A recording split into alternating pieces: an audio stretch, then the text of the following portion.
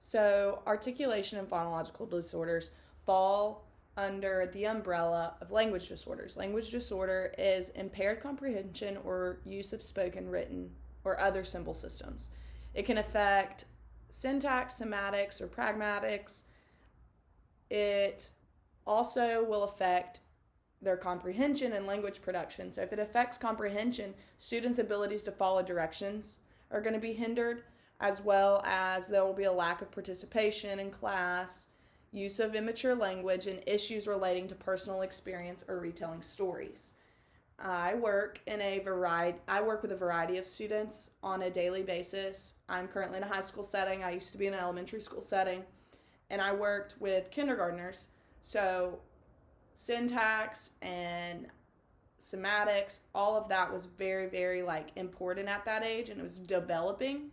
So we had to be able to recognize when students weren't on target for where they should be developmentally.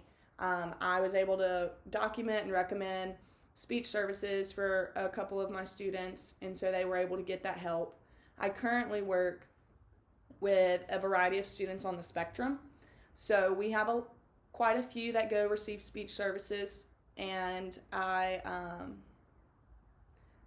most of them are there for articulation and also just for their day-to-day conversation and getting their thoughts out.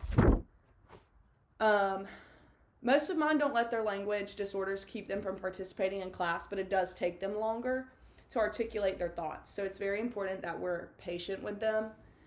Some implications for students negatively are a lack of participation, because if they're not confident in their abilities to speak or to get their thoughts out clearly, they're not going to want to participate for fear of peers making fun of them.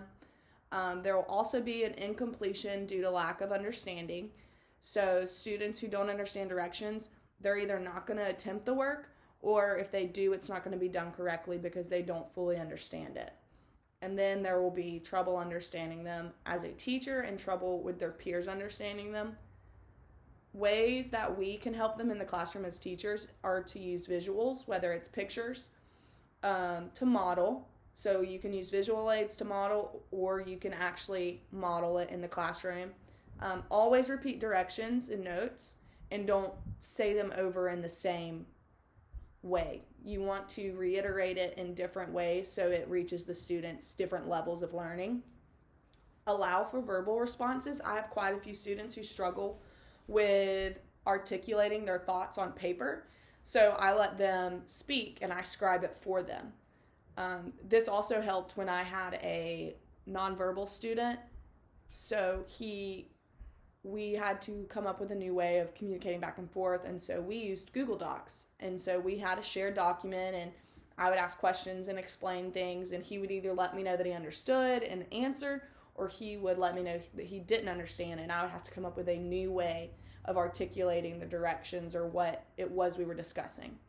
And then it's very, very important to be patient with the students and do not rush them, especially if they're having trouble articulating their thoughts verbally. You want to give them as much time as you can, and it helps to facilitate. So it might be that you can kind of guess the direction they're going, and so you facilitate and kind of guide their thoughts in their speaking.